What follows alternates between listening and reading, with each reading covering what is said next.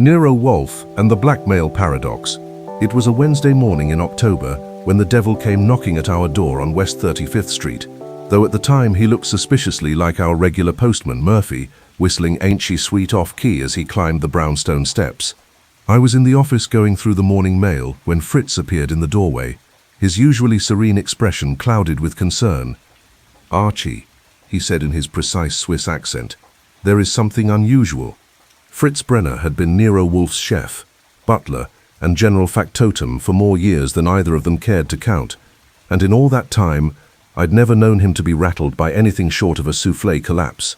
So when Fritz called something unusual, it was worth attention. He handed me a manila envelope, unmarked except for Wolfe's name, typed across the front in block letters. No return address, no postmark. It had been slipped under the front door sometime during the night. "The dogs were restless around 3 this morning," Fritz added. "Caesar paced the front hall for 20 minutes. That was worth noting. Caesar, our alpha Doberman, had instincts that bordered on supernatural. If he'd been disturbed, someone had been prowling our street with intentions that weren't purely social. I hefted the envelope. Something shifted inside. Photographs, maybe documents. The paper was expensive, cream-colored stock that whispered money and secrets in equal measure. "Has Wolfe seen this? He is with the orchids. You know how he feels about interruptions before 11. I knew. Nero Wolfe's morning routine with his orchids was as sacred as Sunday Mass and twice as inviolate. From 9 to 11, every morning, he tended his 10,000 beauties on the roof, and God help the man who disturbed him with anything short of imminent nuclear war. But this envelope had a weight to it that had nothing to do with its contents. I slit it open. Inside were 6 photographs and a single sheet of typing paper. The photos made me whistle, though not with Murphy's cheerful tune. They showed a distinguished-looking man in his 50s, entering and leaving what was obviously an expensive apartment building, always in the company of a striking woman who was definitely not the wife whose picture appeared regularly in the society pages. The typed note was brief and to the point. "Mr. Wolfe, the Honorable Judge, Pemberton Aldrich, has been enjoying the company of Mrs. Elena Vasquez every Tuesday and Friday for the past 8 months. Mrs. Aldrich might find this interesting, as might the Judicial Ethics Committee. Someone has been collecting evidence. Someone will act on it soon unless prevented. A friend." I was still studying the photographs when the doorbell rang. Through the one-way glass panel, I could see a woman on our stoop, mid-30s, auburn hair, wearing a black coat that probably cost more than I made in a month. She was looking over her shoulder, as if expecting to see wolves in the distance. Caesar materialized in the front hall, his massive form moving with the fluid silence that made Dobermans such efficient killing machines. Mars and Apollo flanked him, while Minerva and Diana took positions near the stairs. The pack sensed trouble. I opened the door. "Mrs. Pemberton Aldrich," I said, making it half question, half statement. She started as if I'd slapped her. "How did you?" She stopped, glanced at the envelope in my hand, and her face went white. "Oh God, you've seen them. Come in," I said, quickly. She stepped inside, and I noticed her hands were shaking. Caesar padded closer, studying her with those intelligent dark eyes. Dobermans are excellent judges of character, and after a moment his posture relaxed slightly. Not a threat, but definitely trouble. I led her to the office and settled her in the red leather chair that faced Wolfe's desk.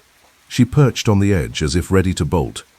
"Mrs. Aldrich, I'm Archie Goodwin. Mr. Wolfe is—" "I know who you are," she said. "Everyone knows about Nero Wolfe and his assistant. That's why I came here. That's why I spent all night walking the streets, trying to work up the courage." She opened her purse, her mess, naturally, and pulled out an identical manila envelope. "I received this yesterday morning, along with a telephone call." "What kind of call?" "A man." His voice was ordinary, pleasant, even. He said he had more photographs, many more. He said if I wanted them to remain private, I should bring $50,000 to Grand Central Station on Friday morning. "And if you don't?" "Copies go to the newspapers, to my husband's colleagues, to the Judicial Ethics Committee." She laughed, a sound with no humor in it. "Pemberton has been mentioned as a possible Supreme Court nominee. This would destroy him." I studied her face. Pamela Aldrich was a handsome woman in the way that money and breeding can make anyone handsome. Good bones, expensive clothes, perfect posture. But there were shadows under her eyes and tension lines around her mouth that suggested she hadn't been sleeping well. Mrs. Aldrich, I have to ask, are the photographs genuine? Yes. The word came out like a confession. Pemberton and we've been having difficulties for several years. He found comfort elsewhere. I can't blame him entirely. But you can blame him for being careless about it. He's always been discreet. We don't know how these were taken or by whom, but they're real. She leaned forward. Mr. Goodwin, I need Mr. Wolfe's help. Not to save my marriage. That's beyond saving. But Pemberton is a good judge, an honest man. He doesn't deserve to have his career destroyed over this. What makes you think we can help? Because someone sent you those photographs. Someone wants Mr. Wolfe involved. I think whoever is doing this has bigger plans than just blackmailing me. She was right about that. The photographs sent to us were like a chess move, an opening gambit that hinted at a larger game. Someone wanted Nero Wolfe's attention, and in my experience, when someone went to that much trouble to involve Wolfe in their schemes, people usually ended up dead before it was over. The sound of the elevator descending told me it was 11 o'clock. Wolfe's morning session with his orchids was finished, and he would expect his routine to proceed without interruption, settle at his desk, ring for beer, open mail, and deal with whatever fresh hell the world had delivered to his doorstep. Today the fresh hell was sitting in his red leather chair, looking like she wanted to disappear through the floor. Mrs. Aldrich, I said, in about 30 seconds, a very large man is going to walk through that door. He weighs 1/7 of a ton. He doesn't like surprises, and he especially doesn't like people who disturb his routine. He's also the best detective in the world when he chooses to apply himself. The question is whether we can convince him that your problem is worth his attention. The elevator stopped, and I heard Wolfe's measured tread in the hall. He entered the office with his usual precise movements, all 285 pounds of him navigating around furniture with surprising grace. He glanced at Mrs. Aldrich, then at me, his brown eyes narrowing slightly. Archie, we have a visitor. Yes, sir. Mrs. Pemberton Aldrich. She has a problem involving blackmail, photography, and $50,000. Someone sent us an invitation to the party. I handed him the envelope. He settled behind his desk, moved his small vase of orchids. Today it held 3 yellow oncidiums to the precise center of his blotter, and only then opened the envelope. Wolfe studied the photographs with the same attention he might give to a particularly challenging orchid hybrid. His face revealed nothing, but I noticed his finger tap once against his desk, a sure sign that his mind was already working. Mrs. Aldrich, he said finally, you have my sympathy. However, I fail to see how this concerns me. Blackmail is sordid, and domestic difficulties are infinitely more so. I suggest you contact the police. Mr. Wolfe, please. Furthermore, Wolfe continued, raising one finger to stop her protest, the solution to your problem is obvious. Pay the money, and the matter ends. But it won't end, she said. Don't you see? Once I pay, they'll come back for more. They always do. Then don't pay. Allow the photographs to be published. In 6 months, no one will remember, and your husband's career will survive. Mrs. Aldrich stood up, her composure finally cracking. You don't understand. This isn't just about adultery. There's more things that could... Mr. Wolfe, my husband is involved in the Consolidated Industries case. The government's antitrust suit? If these photographs come out now, it will look like he was compromised, that his rulings were influenced by personal pressure. It will destroy more than his career. It will undermine public confidence in the entire judicial system. That got Wolfe's attention. His eyes sharpened, and he leaned back in his chair, which groaned under his weight. Archie, beer, he said. As I headed for the door, he added, Mrs. Aldrich, please be seated. It appears this matter may be more complex than I initially supposed. When I returned with Wolfe's beer, 2 bottles of Remmers, as dark and bitter as his mood when asked to take on cases involving the messier aspects of human nature, Mrs. Aldrich was perched on the edge of the red leather chair like a bird ready to take flight. Wolfe was studying her with the expression he usually reserved for specimens he found distasteful, but potentially interesting. Mrs. Aldrich, he said, opening the first bottle with the gold opener Fritz had given him 3 Christmases ago. You mentioned the Consolidated Industries case. I assume you refer to the government's antitrust action against the railroad and steel conglomerate. Yes. Pemberton is the presiding judge. The case has been going on for 2 years, and it's finally nearing conclusion. The government's position is that Consolidated has been engaging in monopolistic practices, price fixing, and illegal restraint of trade. If they lose, it could mean breaking up the entire company. Wolfe filled his glass and took a long drink. The financial implications would be substantial. Hundreds of millions of dollars, and Pemberton has been leaning toward ruling in the government's favor. His preliminary decisions have all supported the prosecution's arguments. I settled back in my chair, watching Wolfe's face. This was the kind of case he usually avoided. Too much human emotion, too many messy personal entanglements. But the mention of big money and potential corruption had caught his interest, even if he didn't want to admit it. Mrs. Aldrich, who else knows about your husband's extracurricular activities? She flushed. Very few people. Elena. Mrs. Vasquez is discreet. She's a widow, quite respectable in her own circle. This isn't some tawdry affair with a chorus girl. Yet someone managed to photograph them together on multiple occasions. That suggests either remarkable persistence or inside information. That's what frightens me. Someone has been watching us, watching Pemberton. But why? And why now, just weeks before his ruling? Wolfe's finger tapped against his glass.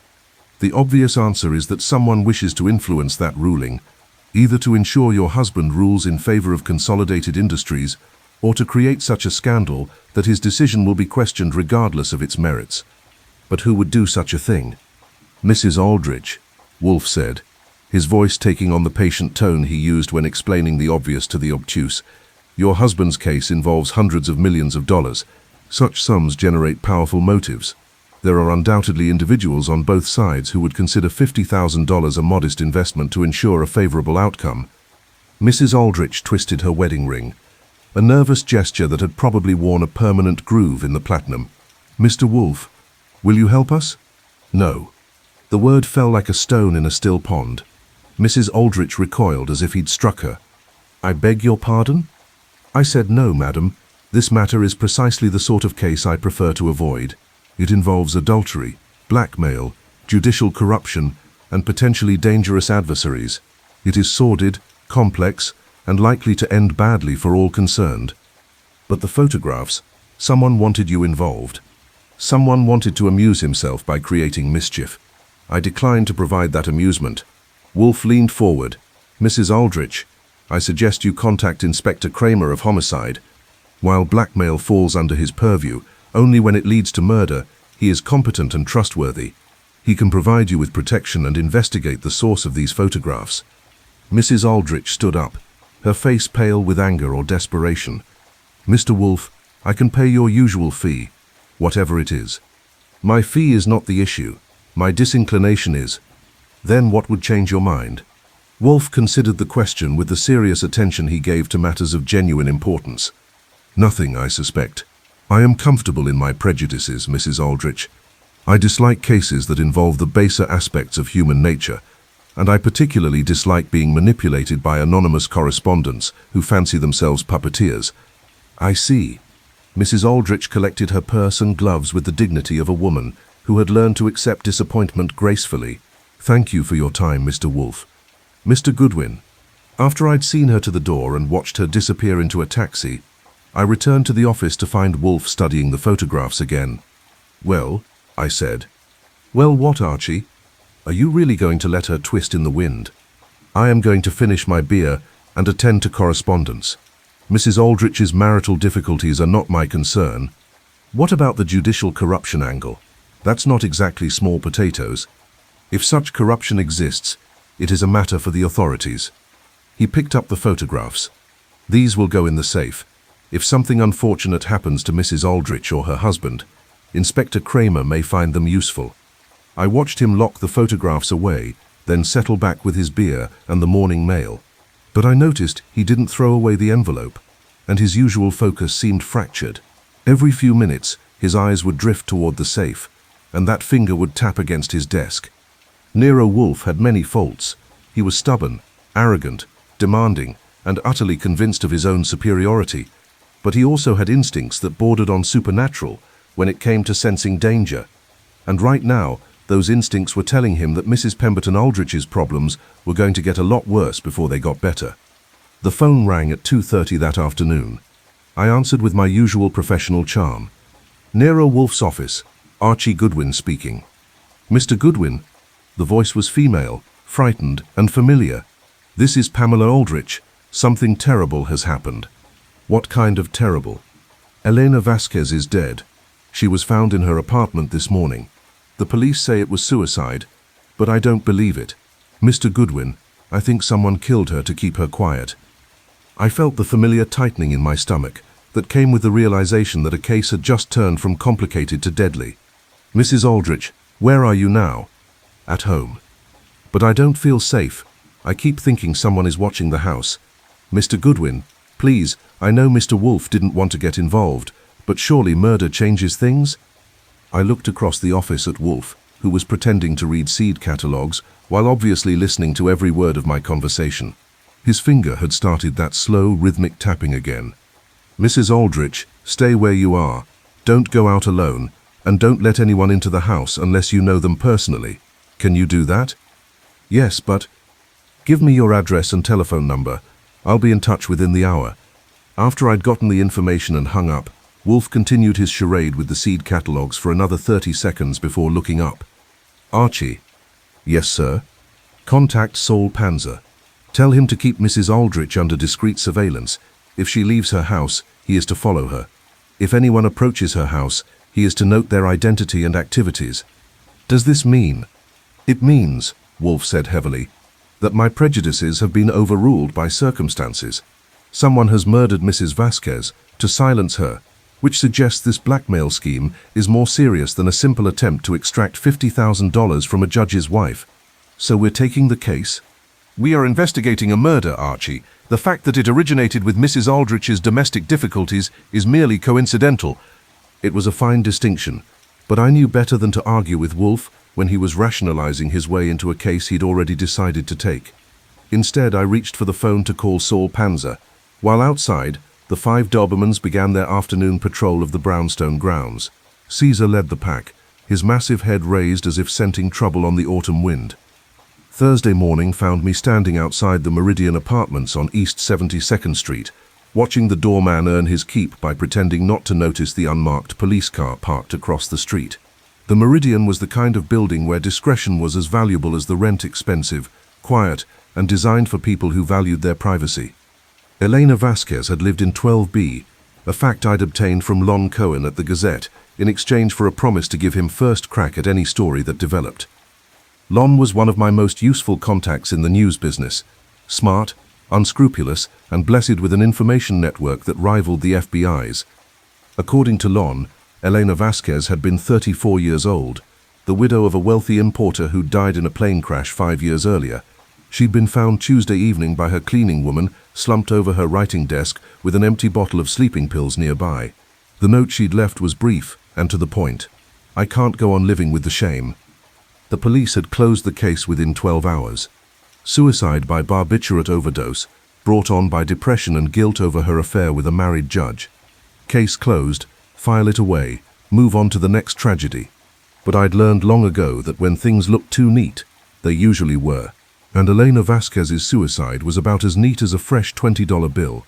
I'd gotten past the doorman by claiming to be from the insurance company, a useful lie that opened doors and loosened tongues. He was a thin, nervous man named Walsh, who'd worked the day shift for 15 years and prided himself on knowing everything that happened in his building. Terrible thing about Mrs. Vasquez, he said, shaking his head. Such a lovely lady. Always had a kind word, you know, not like some of them. Had you noticed anything unusual about her lately? Any changes in her behavior? Walsh glanced around, then leaned closer. Well, since you're from the insurance company, I suppose it's all right to mention she'd been getting visitors. Male visitors. Usually came in the afternoon, always well-dressed gentlemen. Any particular gentleman more than others? There was one. Distinguished-looking fellow, maybe 55. Grey hair, expensive suits. He'd been coming around for months, always on Tuesdays and Fridays. Judge Pemberton Aldrich, right on schedule. Anyone else? Well, there was another one. Younger man, maybe 40.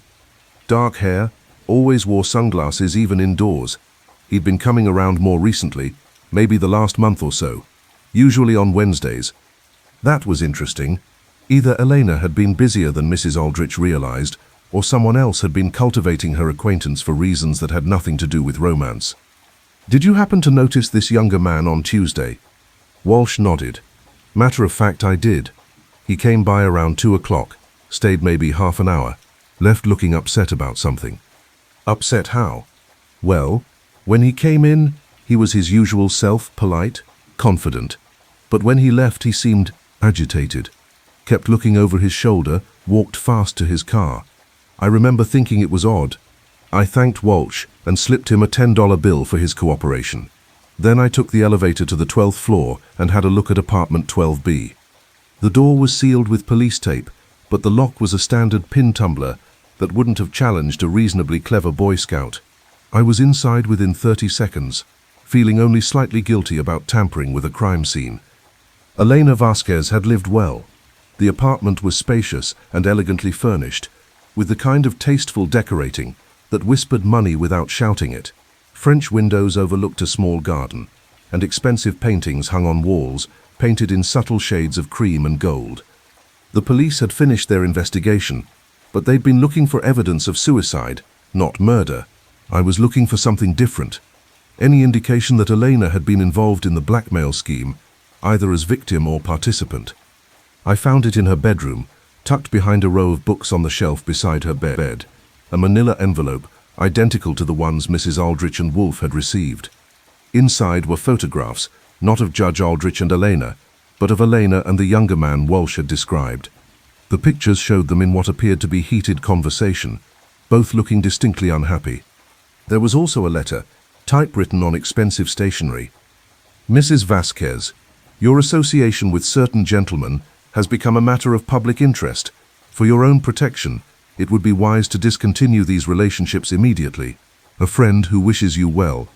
The letter was unsigned and undated, but the paper matched the note that had been sent to Wolfe. Someone had been playing a complex game, using Elena as both pawn and target. I was photographing the letter with my miniature camera when I heard footsteps in the hall. I slipped the envelope back into its hiding place and moved to the living room, where I could see the front door through a small gap in the curtains. A man was standing outside the apartment, studying the police tape with professional interest. He was about 40, dark-haired, and wearing sunglasses despite being indoors, exactly as Walsh had described Elena's mysterious Wednesday visitor.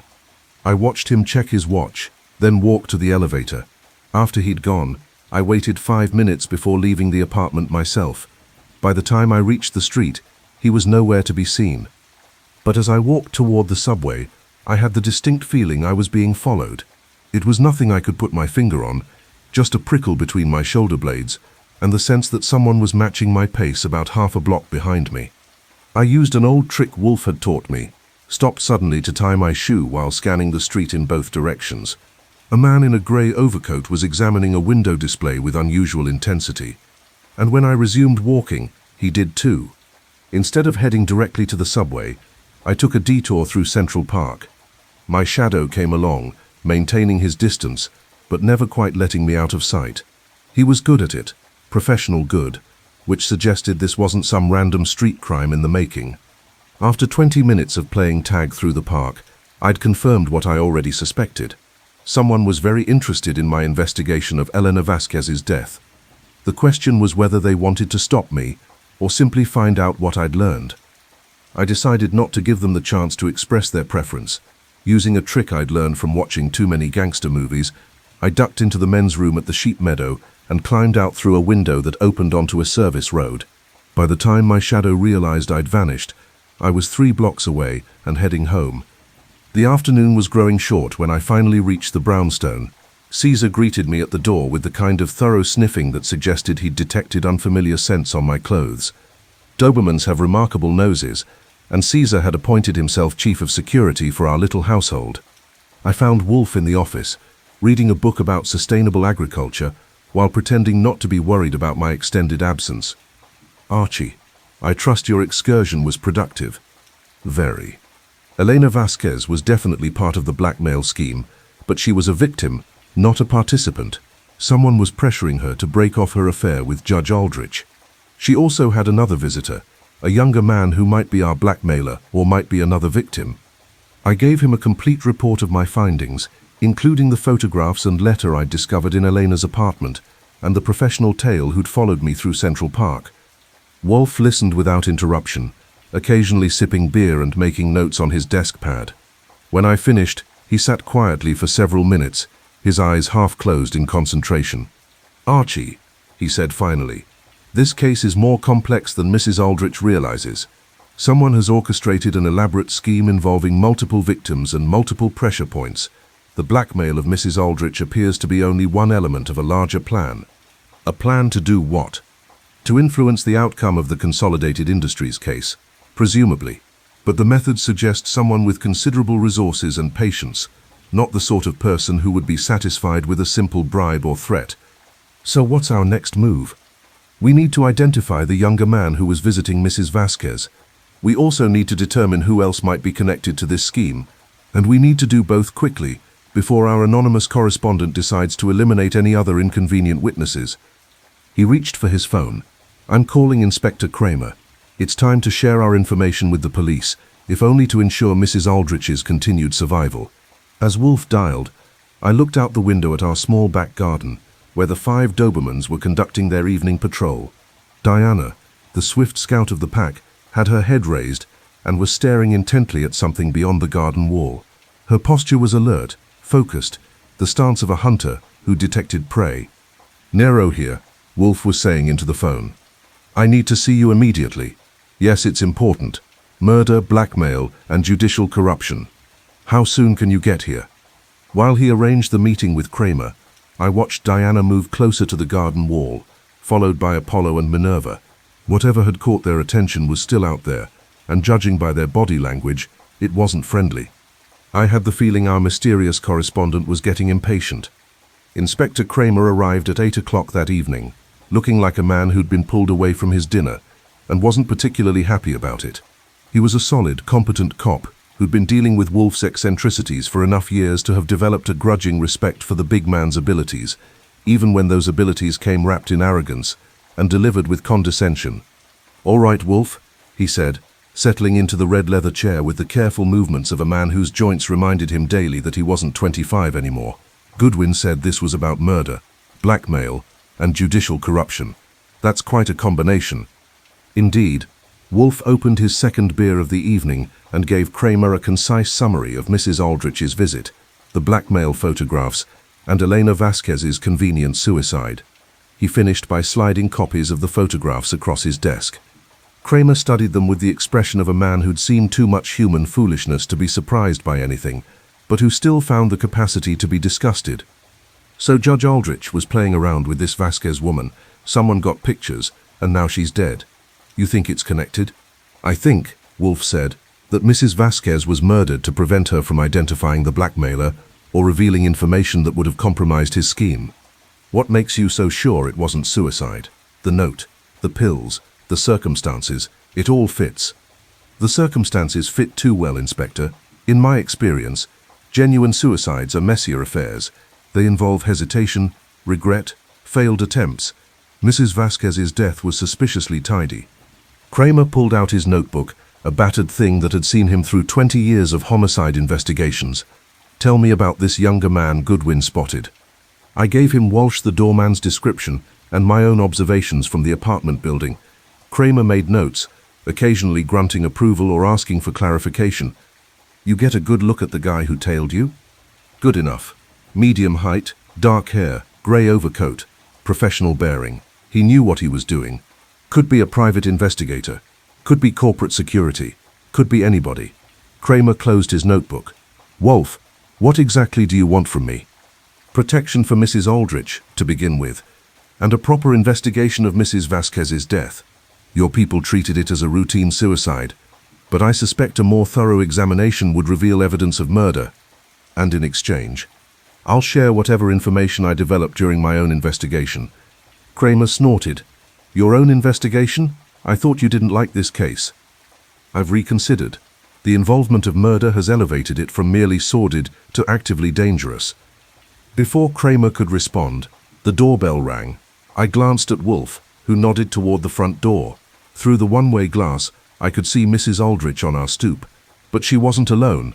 A distinguished-looking man in his 50s stood beside her, grey-haired, expensively dressed, with the kind of bearing that suggested he was accustomed to being the most important person in any room. "Mrs. Aldrich and her husband, I presume," Wolfe said. I let them in, noting that Judge Aldrich moved with the careful precision of a man who was either very angry or very frightened. His wife looked pale but determined, as if she'd finally decided to stop running from her problems and face them head-on. "Mr. Wolfe," she said as I showed them into the office, "I hope you don't mind our coming unannounced, but after what happened to Elena..." She stopped, noticing Kramer for the first time. "Oh, I'm sorry, I didn't realize you had company." "Inspector Kramer of Homicide," Wolfe said. "Inspector Judge and Mrs. Pemberton Aldrich." Judge Aldrich studied Kramer with the measuring gaze of a man who'd spent 30 years evaluating evidence and witnesses. "Inspector, I assume my wife's difficulties have reached the attention of the police." "They have now, Your Honor. Have a seat, both of you. We need to talk." The next hour was spent bringing the judge up to speed on the full scope of his problems. He listened with the poker face that had served him well during 30 years on the bench, occasionally asking sharp questions that showed he grasped the implications immediately. "So you believe Elena was murdered to prevent her from exposing this blackmail scheme?" he said when Wolfe finished his explanation. "I do, which suggests the scheme involves more than simple extortion. Someone has invested considerable time and effort in this operation, and they're not likely to abandon it because of one inconvenient witness." Mrs. Aldrich leaned forward in her chair. "Mr. Wolfe, are Pemberton and I in danger?" "Possibly. You represent loose ends, and whoever orchestrated this has already demonstrated a willingness to commit murder to protect his interests." Judge Aldrich's composure finally cracked. "This is insane. My relationship with Elena was private, discreet. How could anyone have found out about it, let alone obtained such detailed photographs?" "That," Wolfe said, "is one of several questions we need to answer quickly. Tell me, Judge Aldrich, did Mrs. Vasquez ever mention being approached by anyone? Any unusual conversations or encounters?" "No, nothing like that. Elena was careful about her privacy. She'd been hurt badly when her husband died, and she wasn't interested in public attention. Yet someone managed to photograph you together on multiple occasions and to identify the building where she lived. That suggests either remarkable luck or inside information." Kramer had been taking notes throughout the conversation. Now he looked up, his expression grim. "Judge, I need to ask you a direct question. Has anyone approached you about the Consolidated Industries case? Any attempts to influence your decision?" "No, nothing overt anyway. But..." Aldrich hesitated, then seemed to make a decision. "There have been some unusual circumstances. Phone calls that disconnect when I answer. Letters from law firms I've never heard of, asking about the case schedule. Nothing threatening. Exactly, but persistent enough to be annoying." "When did these contacts begin?" "About 6 weeks ago, right around the time I indicated I was leaning toward ruling in favor of the government's position." Wolfe's finger began its slow tapping against his desk. "Inspector, I believe we can now identify the motive for this blackmail scheme. Someone wishes to either corrupt Judge Aldrich's decision-making process or create enough scandal to invalidate his ruling when it's announced." "But who?" Mrs. Aldrich asked. "Who would go to such lengths?" "Someone with hundreds of millions of dollars at stake," Kramer said grimly, "and that narrows it down to maybe a dozen individuals or corporations in the city."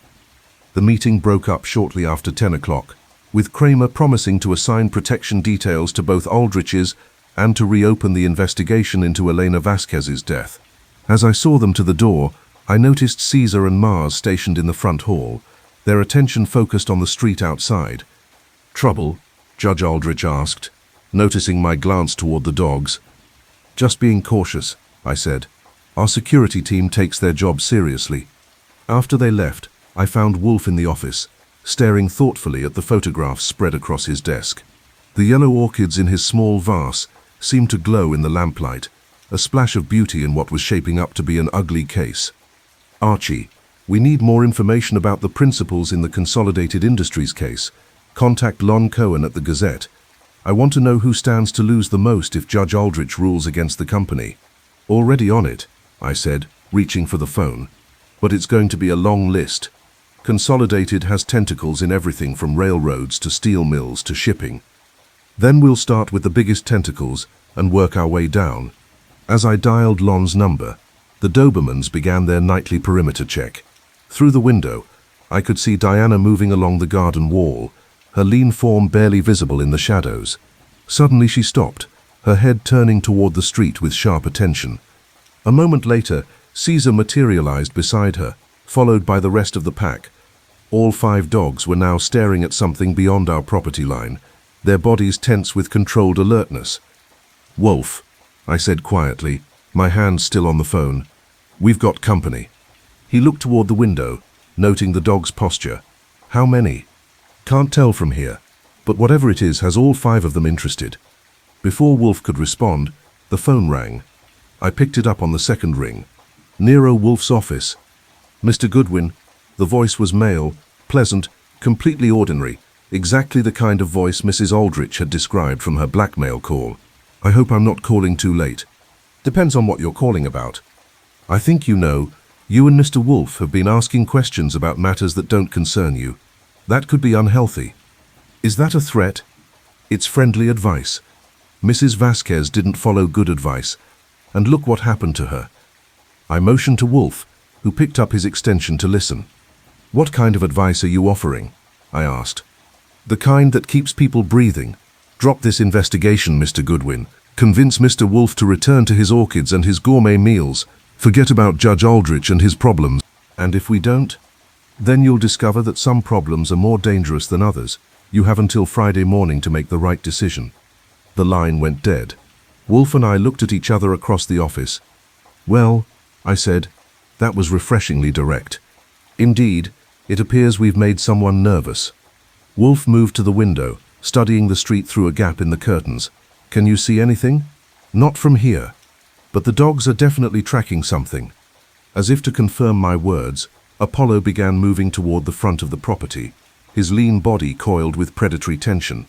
The other Dobermans spread out in formation, creating a protective perimeter around the brownstone. "Archie, call Inspector Kramer. Tell him about this conversation and suggest he increase the patrol frequency in our neighborhood tonight." "You think they'll try something?" "I think," Wolfe said, returning to his desk, "that we've reached the point where this case will either be resolved quickly or become significantly more dangerous. Someone has invested too much in this scheme to abandon it easily." He sat down and reached for his beer, but I noticed his eyes kept drifting toward the window. Outside, the Dobermans continued their vigil, 5 dark shadows protecting our small fortress against whatever threats the night might bring. Friday morning would bring answers, one way or another. I woke up Friday morning to the sound of Caesar's low, rumbling growl, a sound that meant serious trouble was brewing somewhere in Caesar's territory. Since Caesar considered everything within a 3-block radius of the brownstone to be his personal domain, that could mean anything from a suspicious mailman to an armed invasion. It was 6:30, an ungodly hour by Wolfe standards, but perfectly reasonable for someone whose job occasionally required him to function in the normal world. I dressed quickly and went downstairs, where I found Fritz in the kitchen, looking worried, and Caesar stationed by the front door, his massive head tilted as he listened to something I couldn't hear. "What's got him worked up?" I asked Fritz. "The phone has been ringing since 5 o'clock, Fritz replied. "Each time I answer, the line is dead." Caesar began growling after the 4th call. Smart dog. Harassment calls at dawn usually meant someone was trying to rattle our nerves or establish our location and routine. Either way, it wasn't a good sign. The phone rang again as I was pouring coffee. This time I answered it myself. Nero Wolfe's residence. "Archie?" Thank God. It was Mrs. Aldrich, and she sounded terrified. "Something horrible has happened. Can you come, please?" "What kind of horrible?" I can't explain over the phone, but there's been another death, and the police think Pemberton." Her voice broke. "Please, Mr. Goodwin, we need help." "Where are you?" "At home. The police are here, but they won't listen to me. They think." She stopped, and I heard voices in the background. "I have to go. Please come."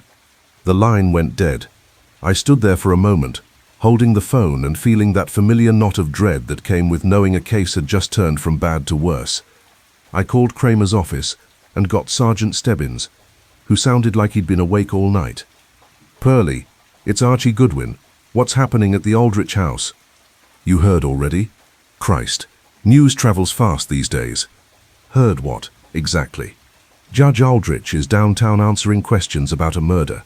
Guy named Marcus Rothwell was found dead in his office early this morning, and it looks like the judge might have been the last person to see him alive." "Marcus Rothwell. I knew that name from somewhere, but I couldn't immediately place it. What's Rothwell's connection to the judge?" "He was a lawyer, corporate type, represented some big companies.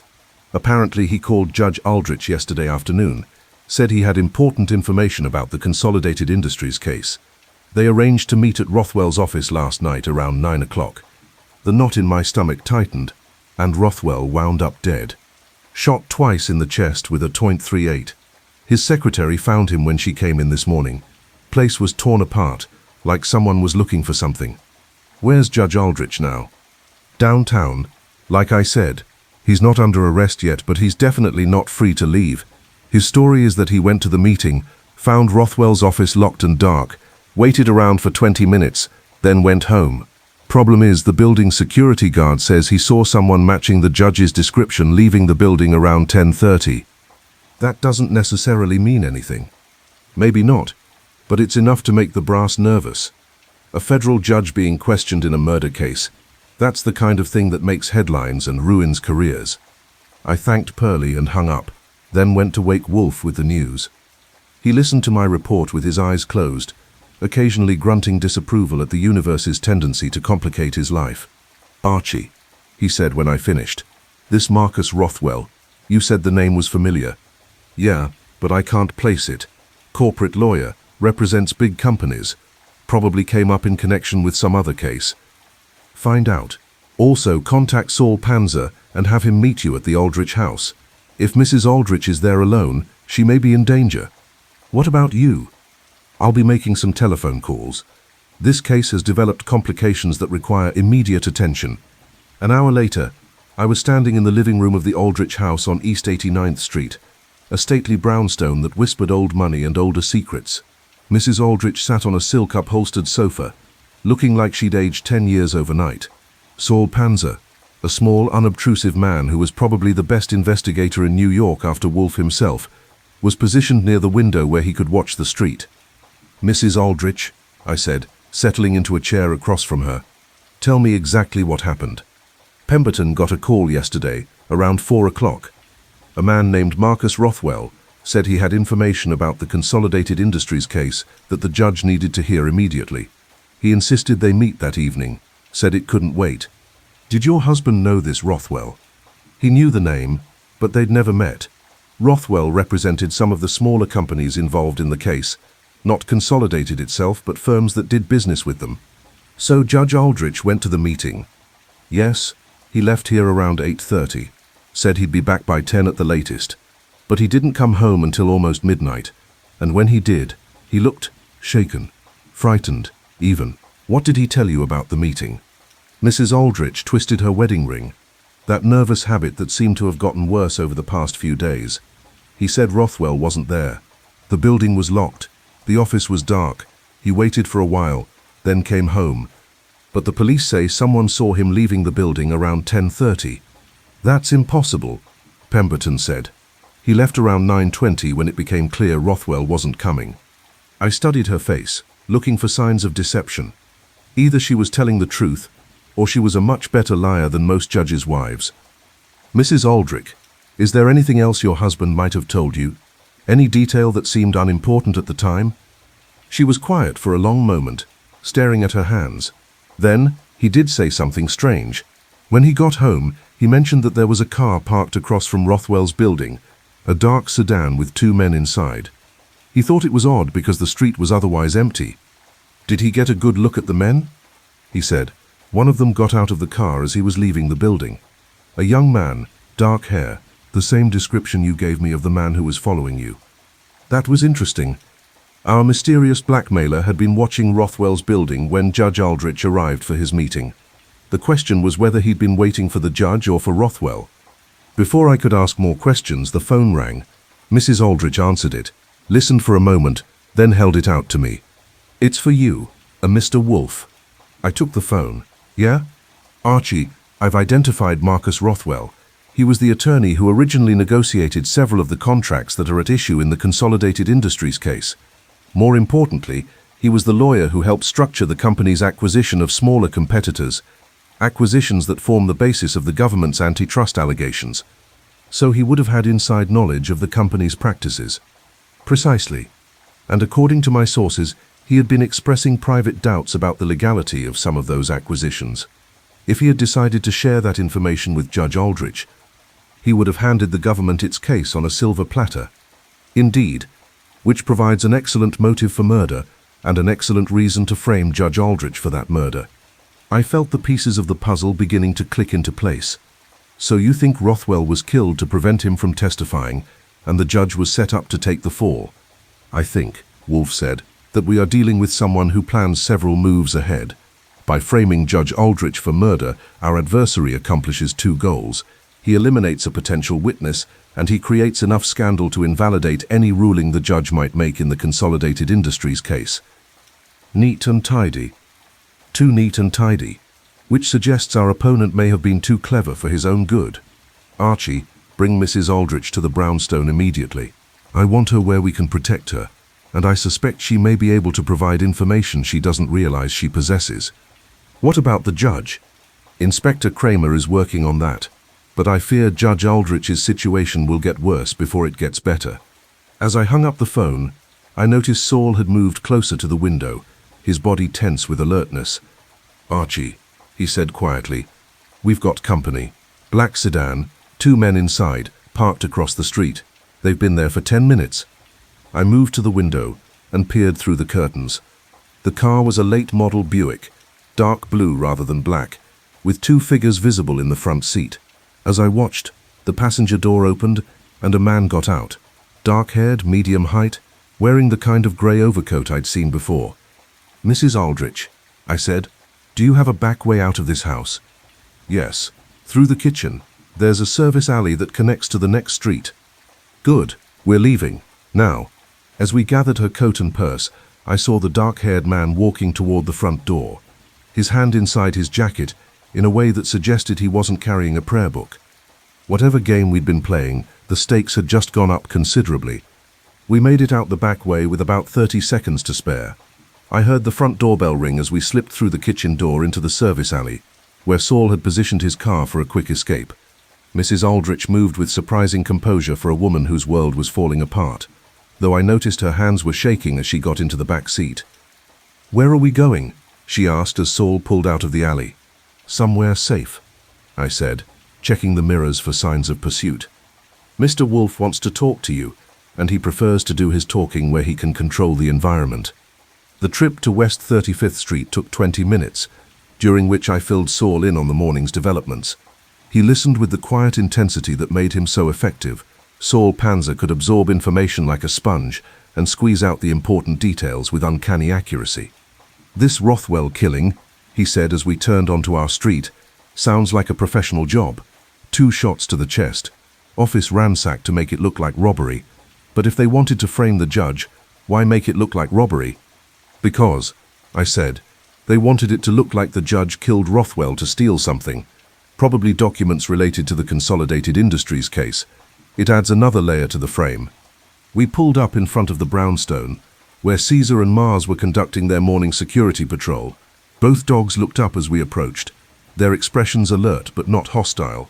Dobermans are excellent judges of character, and they'd apparently decided Mrs. Aldrich was acceptable company. Wolfe was in the office, 3 bottles of beer already open on his desk, despite the early hour. He looked up as we entered, his brown eyes taking in Mrs. Aldrich's pale face and nervous demeanor. "Mrs. Aldrich, please sit down. I trust Archie explained the urgency of bringing you here." He said, "I might be in danger, but I don't understand why. What could I possibly know that would threaten anyone?" "That," Wolfe said, "is what we need to determine.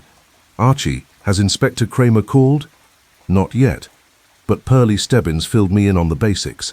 Judge Aldrich is being held for questioning, and the evidence is looking bad. It will get worse before it gets better. Our adversary has been very thorough in constructing this frame. However, thorough people sometimes leave traces of their thoroughness, and those traces can be revealing. He turned to Mrs. Aldrich. Madam, I need you to think carefully about the past few weeks. Has anything unusual happened? Any changes in routine, unexpected visitors, strange phone calls? Well, there were the calls Pemberton mentioned. And, she paused, frowning. There was something else. About 3 weeks ago, I got a call from a woman who said she was doing a survey for the telephone company. She asked a lot of questions about our calling habits, when we were usually home, that sort of thing. Did she ask specifically about your husband's schedule? Yes. She wanted to know when he usually left for work, when he came home, whether he worked late at his office. I thought it was odd, but she said they were trying to determine peak usage times for our neighborhood. Wolfe's finger began its slow tap against his desk. Mrs. Aldrich, 3 weeks ago would have been shortly after your husband indicated he was leaning toward ruling in favor of the government's position in the Consolidated Industries case. That's right. He'd been studying the briefs all summer, but he finally made up his mind around the end of September. And when did you first notice you were being watched? When did the feeling begin that someone was taking an unusual interest in your family's activities? Mrs. Aldrich considered the question carefully. It was gradual. Little things at first, cars that seemed to be parked on our street more often than usual, the same faces in restaurants or at the theater. I told myself I was being paranoid, but the feeling persisted. Yes. And then I got that first envelope with the photographs, and I realized my paranoia might have been justified. The phone rang, interrupting our conversation. I answered it with my usual professional charm. Nero Wolfe's office, Archie Goodwin. Archie, it's Lon Cohen. I've got some information you might find interesting about your late friend Marcus Rothwell. I'm listening. Rothwell was in deep financial trouble. His law practice was going under. He owed money to some very unfriendly people, and he'd been trying to sell information to the highest bidder. What kind of information? Inside details about the Consolidated Industries case. Apparently he'd been shopping around copies of confidential documents, trying to find someone willing to pay for advance knowledge of how the case might be decided. That put a different spin on things. Any idea who might have been interested in buying? That's where it gets interesting. According to my sources, Rothwell had been in contact with at least 3 different parties. Someone representing Consolidated Industries, someone from the government's antitrust division, and a third party who nobody seems to be able to identify. This third party, any description? Young guy, well-dressed, paid cash for his information. Rothwell's secretary described him as very polite, very professional, also very interested in Judge Aldrich's personal life. I felt the familiar tingle that came with finding a key piece of the puzzle. Lon, did this mysterious third party have a name? If he did, Rothwell didn't share it with his secretary. She just knew him as Mr. Smith, original, right? I thanked Lon and hung up, then filled Wolfe and Mrs. Aldrich in on what I'd learned. Wolfe listened with growing interest, his expression sharpening as the implications became clear. So, he said when I finished, Marcus Rothwell was selling information to multiple parties, including our mysterious blackmailer. That explains how the blackmailer obtained such detailed knowledge of Judge Aldrich's personal life and professional leanings. It also explains why Rothwell had to die, I added. He knew too much about too many people. Indeed. But it raises another question. Why did Rothwell call Judge Aldrich yesterday? What information did he claim to have? Mrs. Aldrich leaned forward. Pemberton said Rothwell told him he'd discovered who was behind the blackmail scheme. He said he had proof, documents that would expose the whole thing. And naturally, Judge Aldrich agreed to meet with him. He felt he had to. If someone was trying to influence his decision through blackmail, he needed to know who it was. Wolfe was quiet for several minutes, staring at the yellow orchids on his desk. When he finally spoke, his voice carried the certainty of a man who'd found the pattern hidden in apparent chaos. Mrs. Aldrich, your husband walked into a carefully prepared trap. Rothwell was murdered to prevent him from exposing the blackmail scheme, and Judge Aldrich was lured to the scene to provide a convenient suspect. The plan was elegant in its simplicity: eliminate a dangerous witness and frame the target of the blackmail operation in a single stroke. But who would do such a thing? Someone with the resources to conduct extensive surveillance, the connections to obtain confidential legal information, and the ruthlessness to commit multiple murders. That narrows our list of suspects considerably. Before anyone could respond, Fritz appeared in the doorway, his usually calm expression troubled. "Mr. Wolfe, I'm sorry to interrupt, but there are two gentlemen at the front door. They say they're from the district attorney's office, and they wish to speak with Mrs. Aldrich." Through the window, I could see an unmarked police car at the curb. Our mysterious adversary was moving fast, closing off Mrs. Aldrich's options before she could provide information that might damage his carefully constructed frame. "Mrs. Aldrich," Wolfe said calmly, "you have a choice to make. You can go with these gentlemen and answer their questions, or you can remain here under my protection while we work to clear your husband's name. What do you recommend?" "I recommend," Wolfe said, reaching for his beer, "that you trust me to find the truth before these people succeed in burying it. But the decision is yours."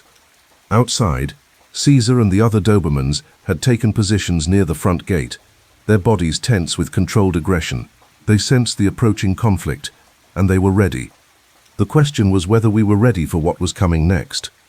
Mrs. Aldrich chose to stay, which showed either remarkable faith in Wolfe's abilities or remarkable desperation about her alternatives. Probably both. I went to the front door and informed the two assistant district attorneys that Mrs. Aldrich was unavailable for questioning without her lawyer present, which was technically true since we hadn't asked if she had a lawyer and they hadn't insisted on speaking to her immediately. Legal technicalities aside, they weren't happy about it. One of them, a thin, nervous man named Patterson, made noises about obstruction of justice and harboring a material witness. His partner, a woman named Rodriguez who looked like she ate nails for breakfast, simply took notes and studied the brownstone security features with professional interest. "Tell Mrs. Aldrich, we'll be back," Rodriguez said as they prepared to leave, "with a warrant if necessary." "I'll pass that along," I said. "Have a nice day." After they left, I found Wolfe in the office, talking quietly on the phone. From his tone and the occasional "yes, sir" that punctuated his responses, he was talking to someone with considerable authority, probably someone high up in the federal court system. "That was Judge Morrison," he said after hanging up, "an old friend who sits on the Second Circuit Court of Appeals. Judge Aldrich's situation is worse than we thought." "How much worse?" "The district attorney is planning to arrest him this afternoon. They found his fingerprints on a glass in Rothwell's office, and a witness has come forward claiming to have seen the judge leaving the building at the time of the murder." "What kind of witness?" "A security guard who was making his rounds. He's prepared to swear that he saw Judge Aldrich in the building's lobby around 10:15 last night, looking agitated and in a hurry to leave. Mrs. Aldrich had been listening to our conversation with growing alarm. Now she spoke up, her voice tight with controlled panic. "That's impossible," Pemberton said. "He never got inside the building. He said Rothwell's office was locked and dark." "Which suggests," Wolfe said gently, "that either your husband is lying to you, or someone has gone to considerable trouble to create false evidence against him." "Pemberton doesn't lie to me, not about important things. Then we must assume the evidence is fabricated. The question is how someone managed to place Judge Aldrich's fingerprints in Rothwell's office and convince a security guard to provide false testimony." I had some ideas about that, but before I could share them, Saul Panzer appeared in the office doorway. He'd been making discreet inquiries around the neighborhood, and judging by his expression, he'd found something interesting. "Archie," he said, "I think you need to see this." He led me to the front window and pointed across the street, where a man was sitting on a bench reading a newspaper. From a distance, he looked like any other New Yorker taking a break from his daily routine. But Saul handed me a pair of binoculars, and when I got a closer look, I recognized the face. "It's our friend from yesterday," I said, "the guy who followed me through Central Park." "Gets better," Saul said. "There's another one at the corner, pretending to wait for a bus, and a third one in the coffee shop across the street. They've got us under full surveillance." I counted 3 men, but there were probably more I couldn't see. Someone was taking our investigation very seriously, which meant we were getting close to something they didn't want us to find. "Any idea how long they've been there?" "The guy on the bench showed up about an hour ago. The others arrived within the last 30 minutes. Professional setup. They're rotating positions, staying in radio contact, the works." I went back to the office and filled Wolfe in on our surveillance situation. He received the news with his usual equanimity, as if being watched by unknown adversaries was just another minor inconvenience in his day. "Archie, call Inspector Kramer. Tell him we have information relevant to the Rothwell murder and arrange for him to meet us here within the hour." "You want to bring Kramer in on this?" "I want to prevent Mrs. Aldrich's arrest and her husband's conviction for a crime he didn't commit. To do that, we need the cooperation of the police, however reluctantly given." While I called Kramer, Wolfe turned his attention to Mrs. Aldrich, who was sitting quietly in the red leather chair, looking like a woman who was trying to hold herself together through sheer willpower. "Mrs. Aldrich," he said, "I need to ask you some questions that may seem irrelevant, but I assure you they have bearing on your husband's situation. Whatever you need to know. Has your husband received any unusual correspondence in recent weeks? Letters, packages, anything out of the ordinary?" "There was something, about 10 days ago, a manila envelope with no return address. Inside was a legal brief, something about corporate merger law. Pemberton thought it was odd because it wasn't related to any case he was working on. Do you still have this brief?" "Pemberton might have kept it. He keeps all his legal documents in his study at home.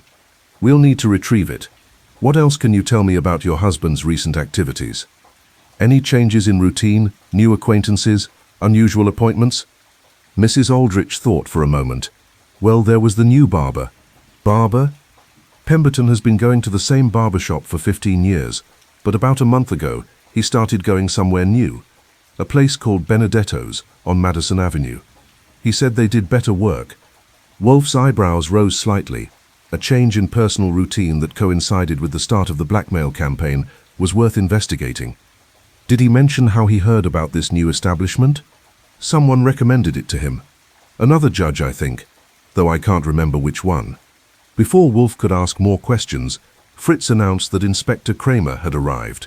He looked tired and irritated, the expression of a man who'd been dealing with political pressure from above and bureaucratic nonsense from all sides. "All right, Wolfe," he said, settling into his usual chair. "What's this about? And it better be good, because I've got the DA's office breathing down my neck about this Aldrich case." "Inspector, Judge Aldrich is being framed for Marcus Rothwell's murder by the same individual who orchestrated the blackmail scheme involving Elena Vasquez. The evidence against the judge has been carefully fabricated to serve a larger purpose." "What kind of larger purpose?" "To invalidate Judge Aldrich's ruling in the Consolidated Industries case, either by corrupting his decision-making process or by creating enough scandal to make any decision he renders legally questionable." Kramer pulled out his notebook. "You have proof of this?" "I have a theory supported by circumstantial evidence, but if you're willing to investigate certain leads, I believe we can find the proof you need." "What kind of leads?" "First, have your people examine the security guard who claims to have seen Judge Aldrich in Rothwell's building. I suspect you'll find he's been paid to provide false testimony." "What makes you think that?" "Because Judge Aldrich's story is consistent with the physical evidence, while the guard's story is not. If Judge Aldrich had entered Rothwell's office and committed murder, there would be more evidence than a single fingerprint on a glass. Maybe he was careful." "And, Inspector, in 30 years of judicial service, Judge Aldrich has never been accused of anything more serious than legal prolixity. Does he strike you as the sort of man who would commit a carefully planned murder?"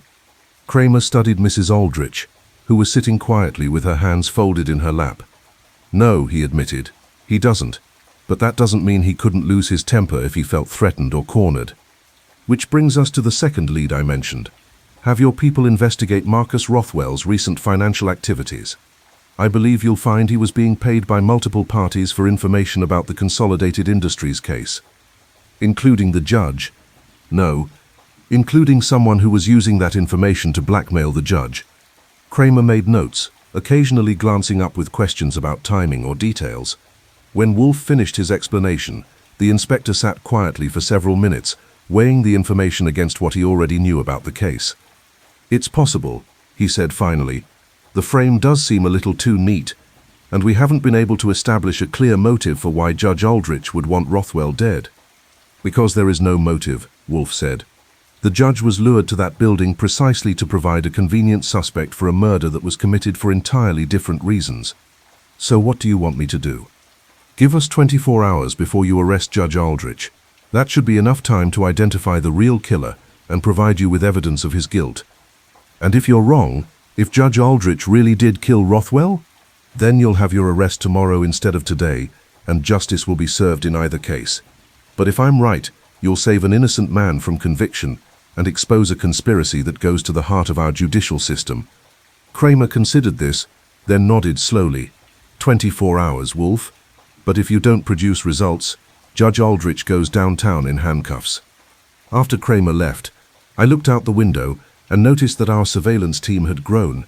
There were now at least 5 men watching the brownstone from various positions, and I had the feeling there were more I couldn't see. "Wolfe," I said, "our friends out there are getting bold. They're practically advertising their presence." "Good," he said. "That suggests they're becoming desperate, which means they're likely to make mistakes. Archie, I want you to visit this Benedetto's barber shop that Mrs. Aldrich mentioned. Something about Judge Aldrich's change in routine bothers me." "You think the barber is involved?" "I think," Wolfe said, draining his beer glass, "that our adversary has been very thorough in his preparation.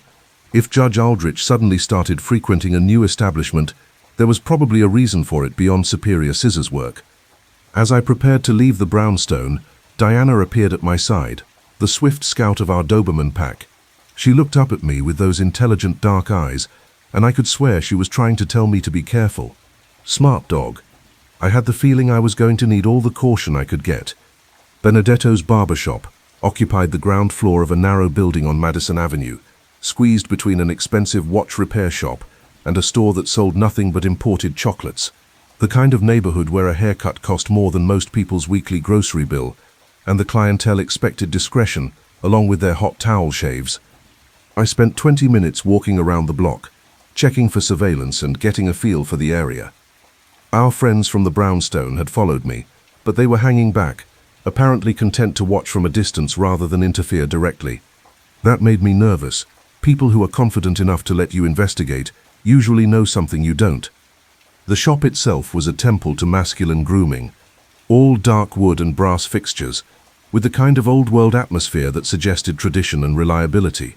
The barber was a small, neat man in his 60s named Benedetto Torino, who spoke with a slight Italian accent and moved with the precise efficiency of someone who'd been cutting hair for 40 years. "Judge Aldrich," he said when I mentioned the name. "Certainly, he is a regular customer now. Very nice gentleman, always polite, always tips well. How did he hear about your shop?" "A recommendation from another customer. Another judge, I think. Judge Morrison from the federal court. He brought Judge Aldrich here about a month ago. Said he needed to find a better barber." Judge Morrison, the same man Wolfe had been talking to on the phone earlier. That seemed like quite a coincidence, and in my experience, coincidences in murder cases usually weren't. "Has Judge Aldrich mentioned anything unusual lately? Any problems or concerns?" Benedetto's hands paused in their work on another customer's hair. "Well, now that you mention it, he did seem troubled the last few times he was here. Distracted, you know, not his usual self." "When was the last time he was in?" "Monday afternoon. He came in for his regular appointment. But he was very nervous, kept checking his watch, looking out the window, and he got a phone call while he was in the chair." "What kind of phone call?" "I don't listen to my customers' conversations," Benedetto said, with the dignity of a man who probably heard more secrets than a priest. "But this one was different. Judge Aldrich became very upset, started asking questions about photographs and meetings. When he hung up, he was pale as a sheet." "Monday afternoon. That would have been the day before Elena Vasquez died. I was starting to see a pattern, and I didn't like where it was leading. Mr. Benedetto, I need to ask you a strange question. Have any of your other customers been asking about Judge Aldrich? Anyone showing unusual interest in his appointments or his conversations?" The old barber's eyes narrowed. "You know, there was someone. A young man, well-dressed, very polite. He came in maybe 2 weeks ago, said he was thinking of becoming a customer, asked a lot of questions about the shop, the clientele, the kinds of people who came here." "Did he mention Judge Aldrich specifically?" "Not by name, but he seemed very interested when I mentioned that several judges were regular customers. He asked about our appointment book, whether we kept records of when customers came in." "And do you?" "Of course. For 30 years I keep records. but I don't show them to strangers, no matter how polite they are. I thanked Benedetto and left the shop, my mind racing with the implications of what I'd learned. Our mysterious blackmailer had been tracking Judge Aldrich's movements with remarkable precision, down to his weekly hair appointments. That level of surveillance required either a lot of manpower or very good inside information. I was walking back toward the subway when I noticed the man in the grey overcoat again, this time positioned near a newsstand about half a block ahead of me. He was making no effort to conceal his presence, which meant either he was incredibly stupid or he wanted me to see him. I chose to assume he wasn't stupid.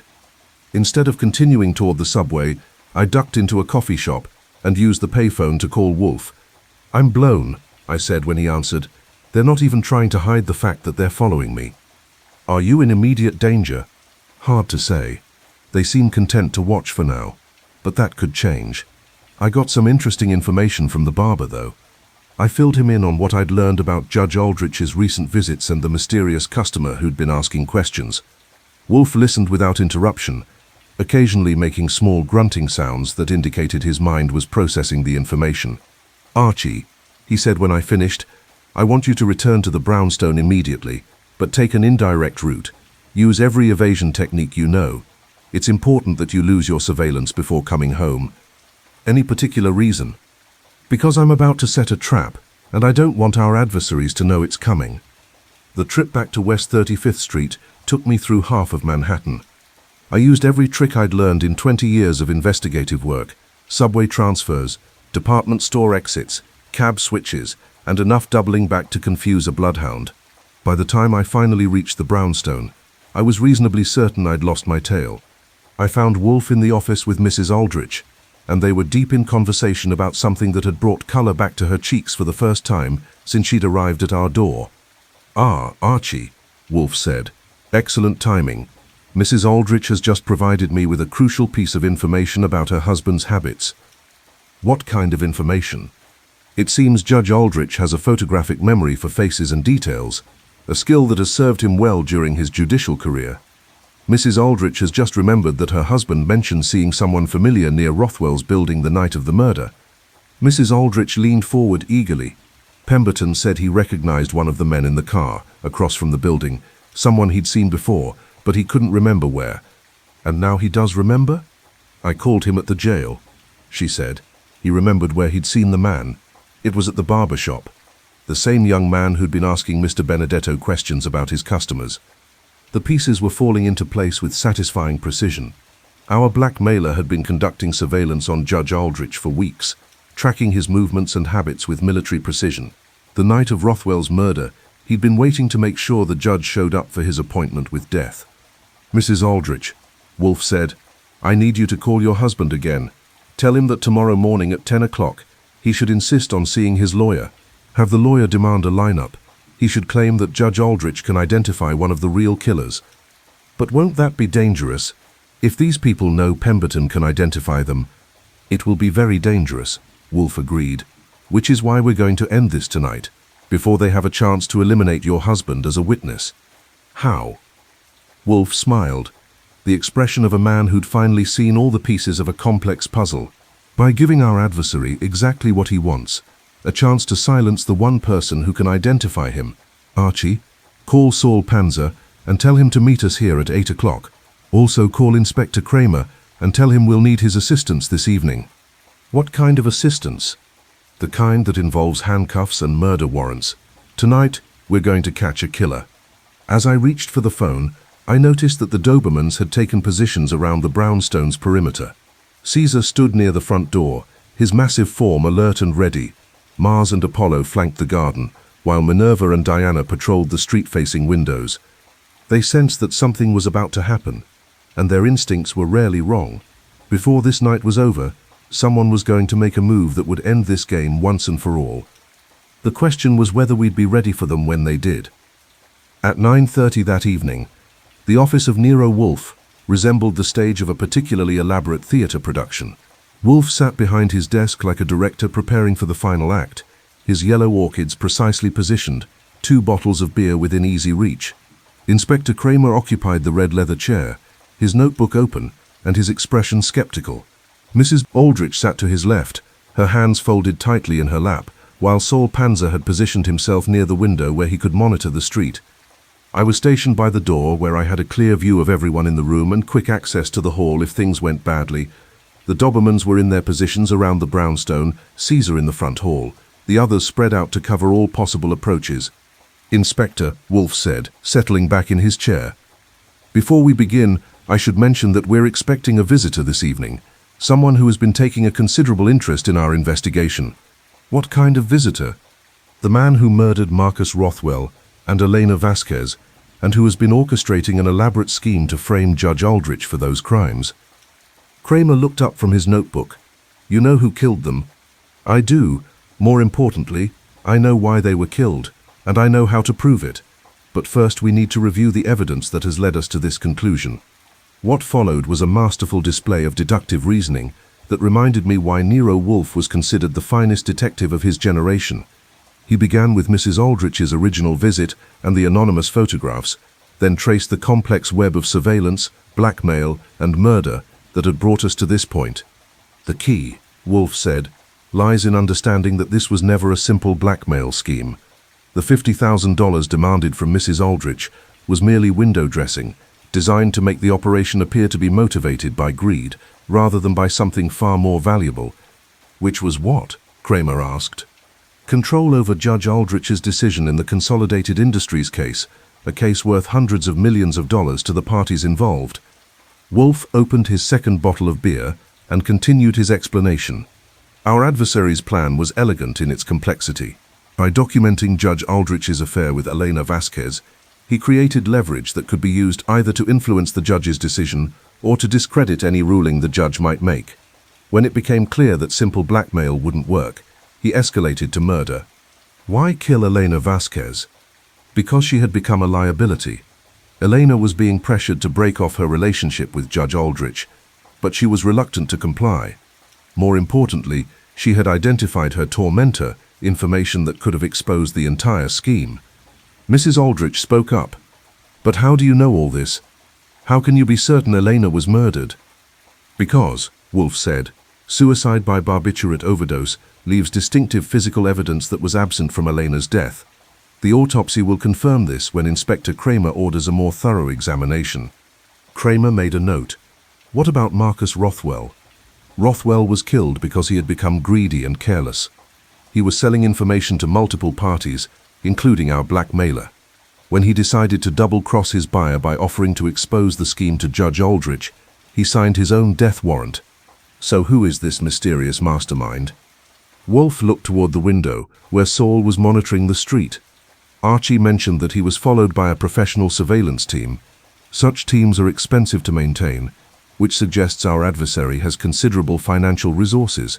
The level of inside information about the Consolidated Industries case suggests someone with connections to the legal community, and the ability to corrupt witnesses and fabricate evidence suggests someone with experience in such matters. That still doesn't narrow it down much. "No, but when you add the fact that this person had detailed knowledge of Judge Aldrich's personal habits, including his recent change of barbershops, the list of possibilities becomes quite short." Before Kramer could ask another question, Saul signaled from the window. A car had pulled up outside the brownstone, a dark sedan with 2 occupants. "Ah," Wolfe said, "right on schedule." "Who's on schedule?" Mrs. Aldrich asked nervously. "The man who's been orchestrating this entire affair.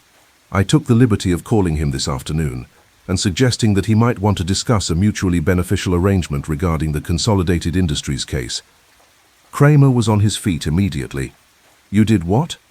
"I told him that Mrs. Aldrich was prepared to cooperate with his scheme in exchange for her husband's freedom. I suggested that a face-to-face meeting would be advisable to work out the details." "Wolfe, that's the stupidest." "On the contrary, Inspector, it's the most efficient way to obtain the evidence we need to convict him. He's been very careful to avoid direct contact with his victims, but greed and desperation make people careless." The doorbell rang. Through the one-way glass, I could see a well-dressed man in his 40s standing on our stoop. Dark hair, expensive overcoat, the kind of confident bearing that suggested he was accustomed to being in control of situations. "Inspector," Wolfe said calmly, "I suggest you and Saul position yourselves where you can observe but not be seen. Mrs. Aldrich, please remain seated and follow my lead. As Kramer and Sol moved to the alcove behind the office door, I went to answer the bell. The man on our stoop was examining the brownstone security features with professional interest, his eyes taking in the camera positions and the sight lines from the street. "Mr. Wolfe is expecting you," I said, opening the door. "Thank you. I'm Robert Harding." The name meant nothing to me, but his face was the one I'd been seeing in photographs and surveillance reports for the past 3 days. As he stepped into the hall, Caesar appeared like a dark shadow, studying the newcomer with predatory interest. "Impressive animal," Harding said, apparently unruffled by the Doberman's attention. "I've heard Mr. Wolfe takes his security seriously." "Among other things," I said, leading him to the office. Wolfe looked up as we entered, his expression politely interested.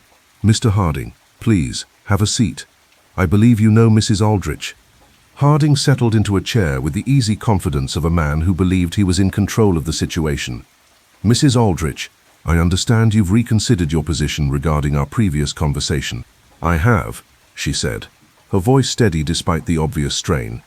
"I'm prepared to cooperate, but I need assurances about my husband's safety. Of course, that's why I'm here." Harding turned to Wolfe. "Mr. Wolfe, I understand you've been investigating certain aspects of this situation. I hope you realize that some matters are best left uninvestigated." "Indeed. However, Mrs. Aldrich has convinced me that cooperation might be more profitable than investigation." "Wise of you. This case involves interests that are considerably larger than your usual fee structure." Wolfe leaned back in his chair. "Mr. Harding, before we discuss terms, I'm curious about something. How did you manage to obtain Judge Aldrich's fingerprints for placement in Marcus Rothwell's office?" Harding smiled, a cold expression that didn't reach his eyes.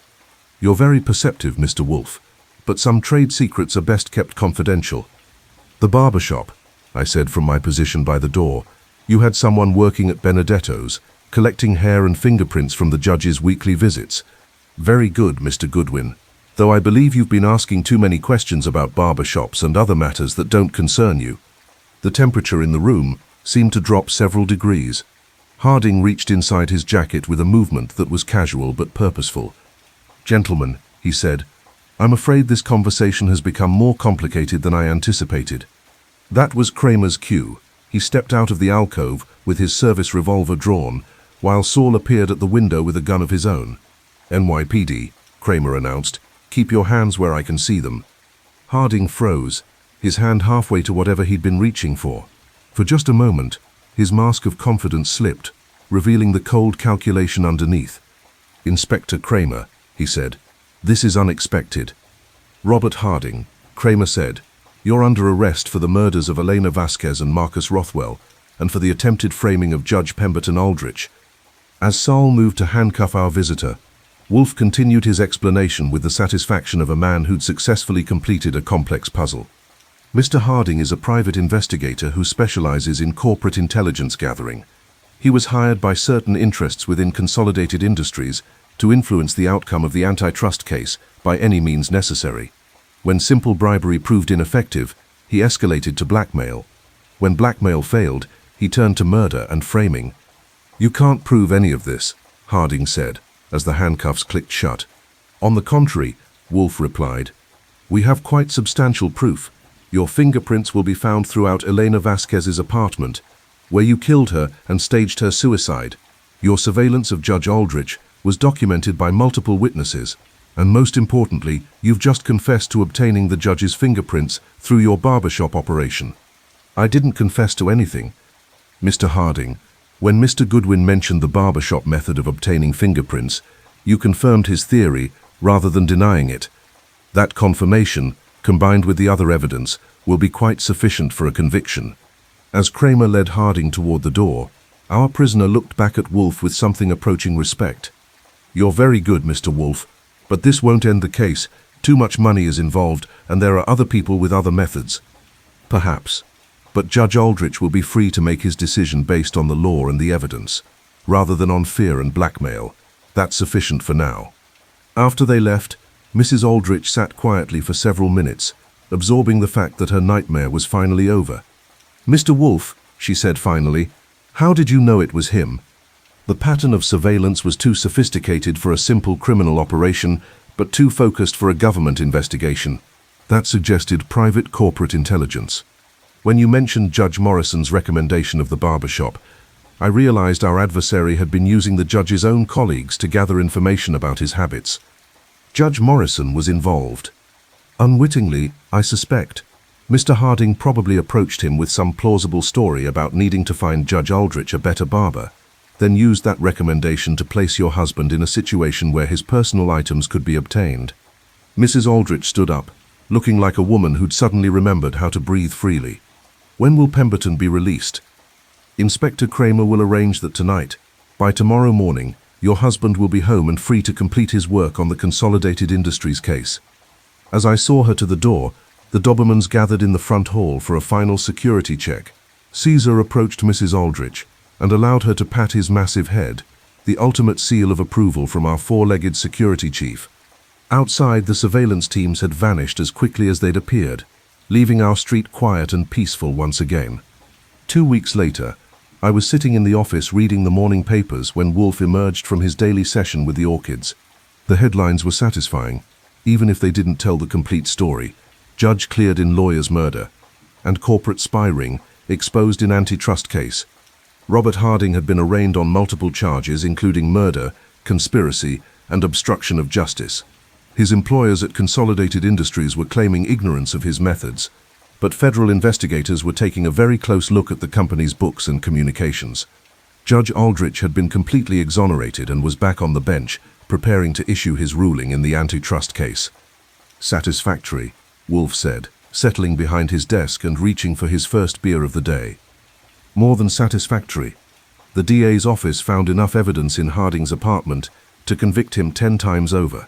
Surveillance equipment, photographs, even a collection of items stolen from Judge Aldrich's regular haunts. The man was a pack rat. Criminals often are. They become so enamored of their own cleverness that they save souvenirs of their successes. Fritz appeared in the doorway with the morning mail, including a large envelope with an official seal. Wolfe opened it and extracted a check, which he examined with the expression of a man who found the amount adequate, if not generous. "Our fee from the grateful citizens of New York," he said, "as expressed through Judge Morrison and the federal court system. It seems our efforts to preserve judicial independence have been appreciated in high places." How high? High enough to ensure that similar schemes will be investigated more aggressively in the future. High enough to make corporate intelligence gathering a more dangerous profession. The phone rang, interrupting our discussion of civic virtue and its rewards. I answered with my usual professional demeanor. Nero Wolfe's office, Archie Goodwin speaking. "Mr. Goodwin, this is Patricia Chen from the State Attorney General's office. We have a case that might interest Mr. Wolfe." "What kind of case?" "Industrial espionage, corporate blackmail, and at least 2 suspicious deaths. We think it might be connected to the Harding investigation." I looked across the office at Wolfe, who was pretending to read his mail, while obviously listening to every word of the conversation. "Ms. Chen," I said, "I'm afraid Mr. Wolfe is taking a brief hiatus from cases involving corporate corruption and suspicious deaths. Perhaps you could try again in a month or 2. But this is really important. We think there's an entire network of people like Harding, and I'm sure it's fascinating, but Mr. Wolfe's schedule is completely full for the foreseeable future." After I hung up, Wolfe looked up from his mail with the expression of a man who'd successfully avoided another entanglement with the messier aspects of human nature. "Archie, I believe this experience has confirmed my prejudice against cases involving corporate intrigue and judicial corruption. They are invariably complex, dangerous, and populated by individuals of questionable moral fiber, also profitable. There are more pleasant ways to earn money. For example, there's a gentleman in Connecticut who believes someone is stealing his prize orchids. A simple case of garden variety theft, with no murders, no blackmail, and no conspiracies involving hundreds of millions of dollars. Sounds boring. Exactly. Outside, the 5 Dobermans were conducting their afternoon patrol of the brownstone grounds. Caesar led the pack with his usual dignified authority, while Diana scouted ahead for anything that might threaten the peace of our small domain. It was a peaceful scene, marred only by the knowledge that somewhere in the city, other Robert Hardings were probably planning other schemes involving other innocent victims. But that was a problem for another day. For now, it was enough that Judge Aldrich was free to do his job, that Mrs. Aldrich could sleep peacefully in her own bed, and that justice had been served with a minimum of bloodshed and a maximum of satisfaction. The doorbell rang, interrupting my philosophical reflections. Through the one-way glass, I could see a delivery man with a large package. "Expecting anything?" I asked Wolfe. As a matter of fact, yes. That should be the new irrigation system for the orchid rooms. It seems my morning sessions with the plants will be even more productive in the future. As I went to sign for the package, I reflected on the strange turns that life takes. 3 weeks ago, we'd been dealing with murder, blackmail, and judicial corruption. Now we were back to orchids and irrigation systems, with nothing more threatening than an occasional case of horticultural theft to disturb our routine. It was a good trade. But as I signed the delivery receipt, I noticed Caesar watching the street with that alert attention that meant he'd detected something worth monitoring. Probably nothing. A stray cat, a suspicious squirrel, maybe just a neighbor walking their dog, or maybe someone else with photographs and problems and secrets that could destroy lives and careers. In this business, you never really knew when the next case would come knocking at your door, carrying troubles you couldn't imagine and dangers you couldn't foresee. But that was tomorrow's problem. Today, we had orchids to water and beer to drink and the satisfaction of a job well done. It was enough. For now,